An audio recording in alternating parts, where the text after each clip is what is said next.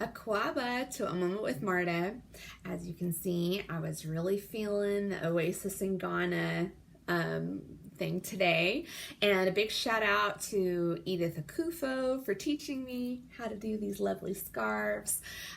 Edith was just such a kind lady to get to know when we were in Ghana. She is Patrick Akufo's sister-in-law, and Patrick is with Hope's Ghana. So thanks again, everybody. Such a life-changing event. So today I want to kind of start to go into like a behavior series. I want to start talking about behaviors and how we can gather data and analyze it in order to better understand why our kids, our students, individuals in community might be having certain behaviors and what they're trying to communicate to us. Because behavior is all about communication. You know, it's not just I'm frustrated. It might be that. Might be they're frustrated that they can't do a certain task, they can't say a certain thing, but it could be any number of things. It could be that they're in pain, that they're not feeling well, that they're hungry, that they're tired. It could be that, you know, they're wanting something specific and we're not getting it.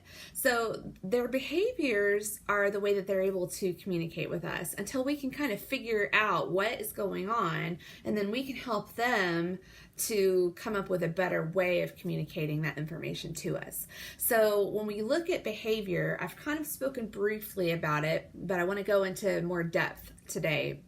So when you have behaviors, in order to receive a tangible. Maybe there's a favorite toy that a child really loves, and so they'll do a behavior in order to get that toy or that item. You have behaviors to escape something. It might be to escape a non-preferred activity. It might be just to escape an environment that is painful or harsh or overstimulating. And then you also have just attention seeking. Someone that is just wanting attention, and they'll resort to different types of behaviors in order to get it. They might even resort to some negative behaviors and get a negative reaction, but they're getting a reaction, which in turn gives them that attention that they're wanting.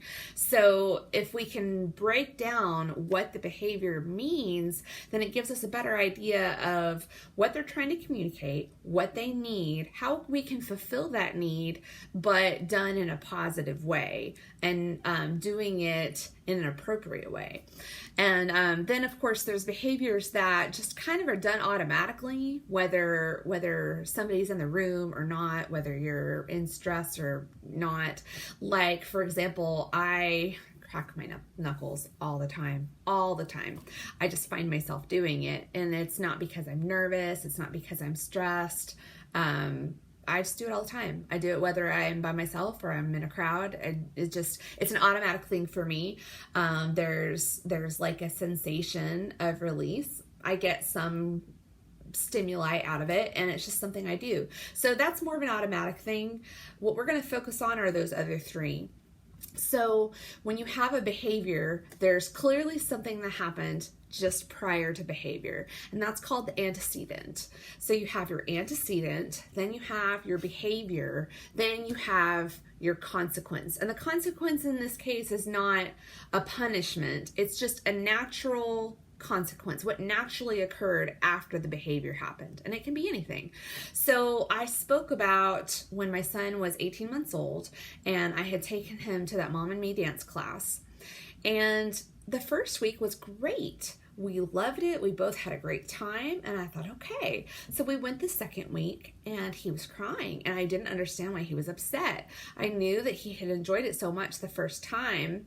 Well, we left, and as soon as we walked out the door, he stopped crying, and I realized, okay, the difference between week 1 and week 2 is the class size. The class size was much bigger that second week. It was too loud, it was too noisy, it was just overwhelming for him.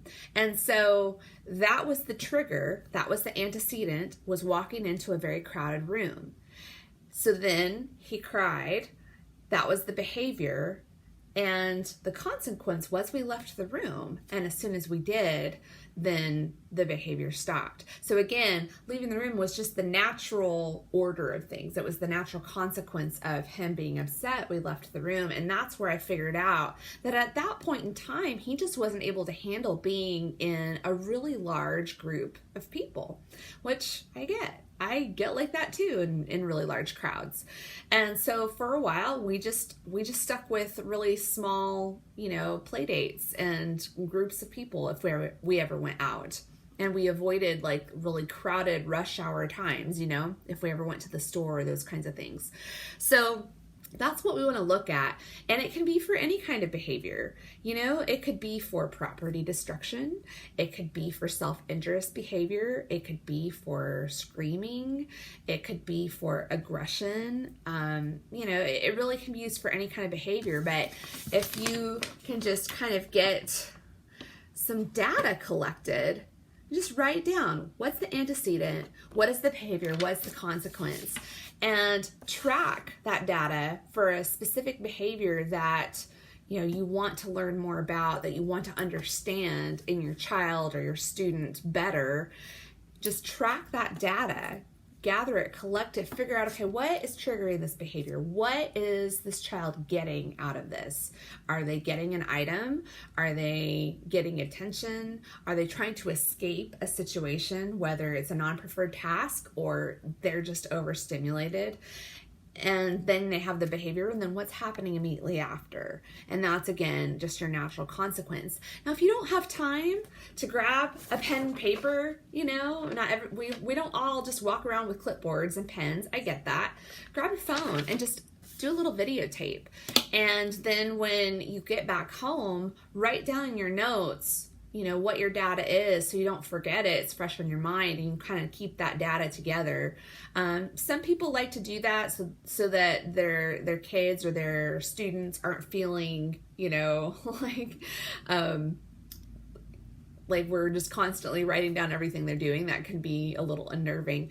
So, do what you feel like is best for in your household, but try to track that data for whatever behavior it is that you want to understand and figure out what they're trying to convey to you and how you can help them through that situation, whether it was just avoiding large crowds, in my son's case, in that instant, or it's something else, but gather that data, and then we'll talk about then what we can do to start forming more effective treatment plans to kind of curb some of those inappropriate behaviors and give them what they need to be able to convey how they're feeling in a more appropriate way. And so we'll start breaking some of that down in my next session, but just start tracking that. Track that data, track what those behaviors are, and track when they're happening, what's happening right before. Is it a light's being turned on? Is it they're hearing a sound? Is it a toy was taken away? Is it that you're not showing attention? Just track that data, figure out what exactly is the cause of that behavior and what's immediately following, which is that consequence. And then you're going to have a much better idea of what your child or student is trying to communicate with you. And then you're better able to support them when you understand what's going on better. So thanks again, everybody, for joining me today. Shebuhosoye. Take good care of yourselves. And until next time on A Moment with Marta. Bye.